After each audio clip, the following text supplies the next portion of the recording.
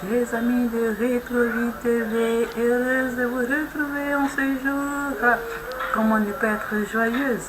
Comment ne pas avoir la joie? Comment ne pas resplendir de gaieté? Quand nous savons que nous venons consommer le meilleur repas, qu'il soit notre âme. La Bible, la parole de Dieu. Allez, prière et nous continuons. Seigneur éternel Dieu, viens diriger chacun de nous, ceux qui écoutent, celles qui parlent, dirige nos pas, enseigne, parle à nos cœurs et que la gloire te soit rendue au nom de Jésus-Christ. Amen. Amen. 2 Samuel. Je suis sûr que vous vous souvenez là. 2 Samuel 19. Dans la précédente séquence, nous avons vu celui-là qui s'est levé contre son père, Absalom. Il s'est levé contre son père, il s'est levé contre l'autorité de son père, contre l'oeil de l'Éternel. Et là, nous avons vu combien de fois il a été tué, comment il a été maltraité, ou même la forêt a participé dans le combat. Nous avons vu cela dans la séquence précédente. Et aujourd'hui, nous allons voir, après le décès de son fils, après la mort d'Absalom, le retour de David. David revient à Jérusalem. David qui s'était réfugié sur une colline, qui revient à Jérusalem. Il vient à Jérusalem. Qu'est-ce qui va se passer? Qu'est-ce qu'il va vivre? Est-ce qu'il va entrer facilement ou encore va-t-il surmonter des épreuves? Vous voulez savoir? Suivons ensemble. Je fais lecture. On va dire à Joab, voici, le roi pleure et se lamente à cause d'Absalom. Et la victoire ce jour-là fut changée en deuil pour tout le peuple, car en ce jour le peuple entendait dire, le roi est affligé à cause de son fils. Ce même jour, le peuple entra dans la ville à la dérobée, comme l'auraient fait des gens honteux d'avoir pris la fuite dans le combat. Le roi s'était couvert le visage et il criait à haute voix, « Mon fils Absalom, Absalom, mon fils, mon fils !» Joab entra dans la chambre où était le roi et dit, « Tu couvres aujourd'hui de confusion la face de tous tes serviteurs qui ont aujourd'hui sauvé ta vie, celle de tes fils et de tes filles, celle de tes femmes et de tes concubines. Tu aimes ceux qui te haïssent et tu hais ceux qui t'aiment, car tu montres aujourd'hui qu'il n'y a pour toi ni chef ni serviteur, et je vois maintenant que si Absalom vivait et que nous fussions tous morts en ce jour, cela serait agréable à tes yeux. Lève-toi donc, sors et parle au cœur de tes serviteurs. Car je jure par l'Éternel que si tu ne sors pas, il ne restera pas un homme avec toi cette nuit, et ce sera pour toi pire que tous les malheurs qui te sont arrivés depuis ta jeunesse jusqu'à présent. Son homme de main, son chef d'armée. Alors le roi se leva et il s'assit à la porte. On fit dire à tout le peuple, voici le roi est assis à la porte. Et tout le peuple vint devant le roi. Cependant, Israël s'était enfui chacun dans sa tente. Et dans toutes les tribus d'Israël, tout le peuple était en contestation, disant, le roi nous a délivrés de la main de nos ennemis, c'est lui qui nous a sauvés de la main des Philistins, et maintenant il a dû fuir du pays devant Absalom. Or, Absalom, que nous avions oint pour qu'il régnât sur nous, est mort dans la bataille. Pourquoi ne parlez-vous pas de faire revenir le roi? De son côté, le roi David envoya dire aux sacrificateurs Shadok et Abiatar, parlez aux anciens de Juda et dites-leur, pourquoi seriez-vous les derniers à ramener le roi dans sa maison? Car ce qui se disait dans tout Israël était parvenu jusqu'au roi.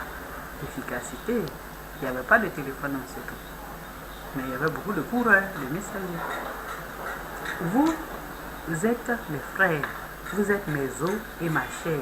Pourquoi seriez-vous les derniers à ramener le roi? Vous direz aussi à Amasa, n'es-tu pas mon os et ma chair, que Dieu me traite dans toute sa rigueur si tu ne deviens pas devant moi, pour toujours chef de l'armée à la place de Joab. David fléchit le cœur de tous ceux de Juda comme s'ils n'eussent été d'un seul homme. Et ils envoyèrent dire au roi, reviens-toi et tous tes serviteurs. Le roi revint et arriva jusqu'au Jourdain. Et Juda se rendit à Gilgal afin d'aller à la rencontre du roi et de lui faire passer le Jourdain. Shimei, fils de Gera, benjamite, qui était à Bachurim, se hâta de descendre avec ceux de Juda à la rencontre du roi. Il avait avec lui 1000 hommes de Benjamin, de Tishba, serviteurs de la maison de Saül, et les 15 fils et les 20 serviteurs de Tishba. Ils passèrent le Jourdain à la vue du roi. Le bateau mis à la disposition du roi faisait la traversée pour transporter sa maison, et au moment où le roi allait passer le Jourdain, Shimei, fils de Gera, se prosterna devant lui. Et il dit au roi, que mon Seigneur ne tienne pas compte de mon iniquité, qu'il oublie que ton serviteur l'a offensé le jour où le roi mon Seigneur sortait de Jérusalem, et que le roi n'y ait point égard, car ton serviteur reconnaît qu'il a péché. Et voici, je viens aujourd'hui le premier de toute la maison de Joseph à la rencontre du roi mon Seigneur. Alors Abikaï, fils de Chérija, prit la parole et dit, Shimei ne doit-il pas mourir pour avoir maudit loin de l'Éternel?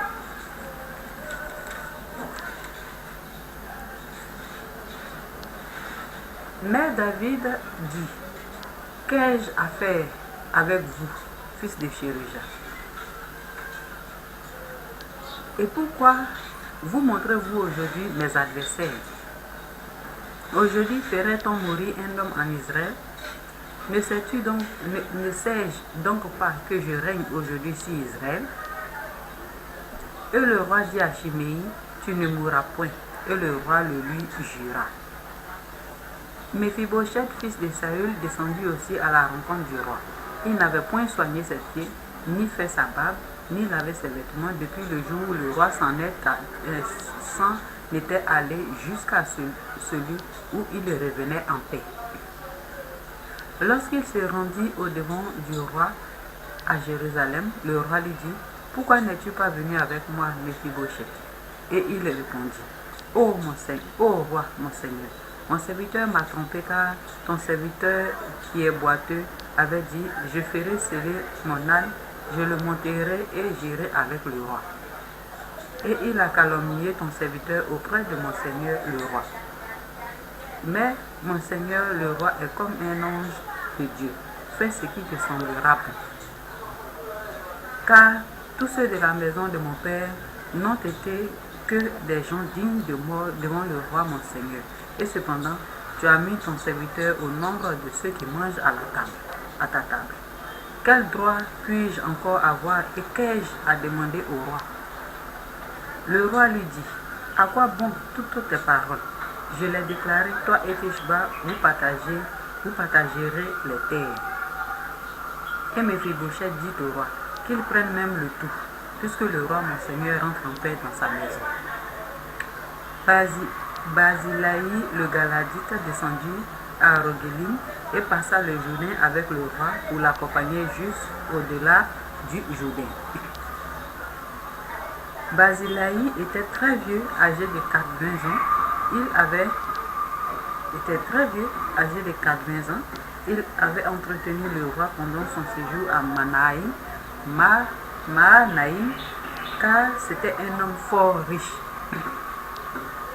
Le roi dit à Barzillai, viens avec moi, je te nourrirai chez moi à Jérusalem.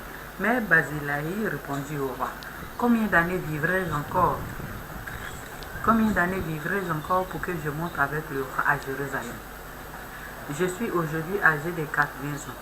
Puis-je connaître ce qui est bon et ce qui est mauvais? Ton serviteur peut-il savourer ce qu'il mange et ce qu'il boit? Puis-je encore entendre la voix des chanteurs et des chanteuses? Et pourquoi ton serviteur serait-il encore à charge à mon Seigneur le roi? Ton serviteur ira un peu au-delà du Jourdain avec le roi. Pourquoi d'ailleurs le roi m'accorderait-il ce bienfait? Que ton serviteur s'en retourne et que je meure dans ma ville, près du sépulcre de mon père et de ma mère. Mais voici ton serviteur qui passera avec le roi, mon Seigneur. Fais pour lui ce que tu trouveras bon. Le roi dit, que Kimam passe avec moi, et je ferai pour lui ce qui te plaira. Tout ce que tu désireras de moi, je te l'accorderai. Quand tout le peuple eut passé le Jourdain et que le roi l'eut aussi passé, le roi baisa Barzillai et le bénit. Et Barzillai retourna dans sa demeure. Le roi se dirigea vers Gilgal et Kimam l'accompagna. Tout le peuple de Juda et la moitié du peuple d'Israël avaient fait passer le Jourdain au roi. Mais voici, tous les hommes d'Israël abordèrent le roi et lui dirent, pourquoi nos frères, les hommes de Juda, t'ont-ils enlevé et ont-ils fait passer le Jourdain au roi à sa maison et à tous les gens de David? Tous les hommes de Juda répondirent aux hommes d'Israël, c'est que le roi nous tient de plus près. Et qu'y a-t-il là pour vous irriter? Avons-nous vécu aux dépens du roi? Nous a-t-il fait des présents? Et les hommes d'Israël répondirent aux hommes de Juda, le roi nous appartient 10 fois autant, et David même plus qu'à vous. Pourquoi nous avez-vous méprisés? N'avons-nous pas été les premiers à proposer de faire revenir notre roi? Et les hommes de Juda parlaient avec plus de violence que les hommes d'Israël. Amen. Seulement 43 versets. Oui, c'était long, je n'ai pas senti. J'avais le souffle tranquille. Alors, voilà une belle histoire. David, il revient chez lui. Mais en revenant chez lui, qu'est-ce qui se passe? Qu'est-ce qui se passe? David il revient avec des honneurs. Il était en captivité, quelqu'un a pris soin de lui, quelqu'un de fort riche, comme le dit la Bible. Donc David était honoré. Et il revient encore. Voilà que le peuple même qui était infidèle, qui s'est détourné de lui, se bat encore pour pouvoir l'avoir. N'est-ce pas merveilleux? N'est-ce pas merveilleux? Mes amis, ce que je veux tirer de cette lecture, bien qu'elle soit longue, nous allons aussi voir le chapitre 20, oui, dans la prochaine séquence. Mais le chapitre 19, il doit nous enseigner quelque chose. Et ce qu'il nous enseigne, c'est tellement qu'après la lecture, vous l'avez compris ou bien vous avez vu de quoi il est question. Mais c'est charmant. C'est vraiment charmant. Vous ne voyez pas. Bien, si vous ne voyez pas, alors je vais vous donner mon point de vue. Je vais vous donner l'aperçu que moi j'ai de cette lecture. Voyez-vous, David fuyait devant son fils. Les séquences précédentes, on a dit quand Dieu est là, tu es dans l'épreuve, mais Dieu est là. Parce qu'au bout là, tu auras une victoire. Mais dans celle-ci, c'est vrai, il y a victoire. Mais dans l'épreuve, il y a honneur. Dieu, il continue d'honorer David. David pouvait se réfugier en forêt, sur la colline, se nourrir de fourmis, de sauterelles. Mais il s'est nourri de quoi? De mains succulentes. Pourquoi? Parce qu'il vivait dans la main d'un homme riche. Un homme riche s'en est occupé. Donc, quand tu mènes dans l'épreuve, Dieu continue de te faire honneur. Et il a fait honneur à David à travers la lecture que nous avons faite de 2 Samuel 19. Il a fait honneur à David. Il a soutenu, il a continué de soutenir David. Et les plans les choses qu'il a mises, c'est que David pouvait bien manger à sa faim. David avait un toit pour loger. David était bien encadré. Et ça, c'est dans l'épreuve. Sachons donc distinguer nous autres quand nous traversons des épreuves. Quand nous traversons des épreuves, ne voyons pas tout en mal, en mauvais. Là où il allait se réfugier, le Seigneur a permis qu'il tombe sur quelqu'un de fort riche, qui vienne en son aide, qui s'occupe de lui, qui l'entretient. Tu es certainement dans l'épreuve. Tout ce que tu vois, c'est mauvais. Tu as mal parce que tu passes par une épreuve. Mais il y a un tout petit truc, un tout petit quelque chose que Dieu il met à ta disposition, même dans l'épreuve. Et cette chose, il faut être regardant pour pouvoir lui la détecter et puis passer l'épreuve avec joie, puisque la Bible nous demande d'être toujours joyeux. Voilà David. David pouvait dire, mais pourquoi moi normalement, moi-même je suis roi, et à chaque fois il y a des vins sur ma table, je suis bien nourri chez moi, je suis comme ici, je suis comme cela. Pourquoi c'est quelqu'un de dehors qui s'occupe de moi? Mais David en a profité. Il a aimé. Il a passé son épreuve en silence et dans l'honneur. Il y a un petit quelque chose qui fait l'honneur dans notre épreuve que nous devons déceler pour ne pas maudire Dieu, pour ne pas abandonner Dieu, pour ne pas nous détourner de la voie de Dieu. Il y a un petit quelque chose qui relève notre force dans l'épreuve que nous passons. Tu es quelque part en exil, mais tu arrives à manger, tu arrives à te laver. Pense donc à certaines personnes qui, même pour avoir un pain sec à croustiller, n'en ont pas. Même pour avoir de l'eau pour se laver, ce n'est pas possible. Des gens qui n'ont ni toit pour se réfugier, pour au moins s'abriter. Et ils sont, par la force des choses, deviennent des sans-domicile fils. Mais toi, dans ton épreuve, il y a un petit quelque chose par laquelle tu dois glorifier Dieu. Et Dieu va se charger du reste. Mon frère, ma soeur, c'était la petite exhortation que je voudrais vous apporter aujourd'hui. Je sais que chacun de nous va prendre note et savoir déceler la chose que Dieu utilise pour quand même nous apporter une certaine joie, même étant dans l'épreuve, même étant affligé, quelque chose qui nous réjouit le cœur, quelque chose qui nous apporte la gaieté. Et si nous avons trouvé cela, rendons gloire au Seigneur, bénissons-le et élevons son nom et supportons en silence, car le secours n'est pas loin. Que le Seigneur nous bénisse. Père, je voudrais te dire merci pour cette assurance que tu nous donnes en ce jour. Merci, Seigneur éternel Dieu, parce que nous traversons certainement des épreuves, mais nous n'avons pas, Père éternel Dieu, nous ne prenions pas cette peine de déceler la bonne chose dans cette épreuve-là et pour glorifier ton nom.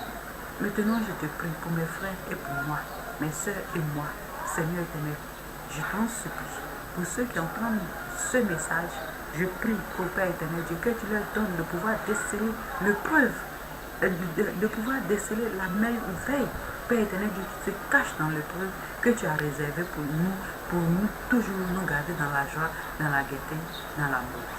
Béni sois-tu, Père, pour mon frère, pour ma soeur. Béni sois-tu, Père éternel Dieu, pour la vie que tu nous donnes.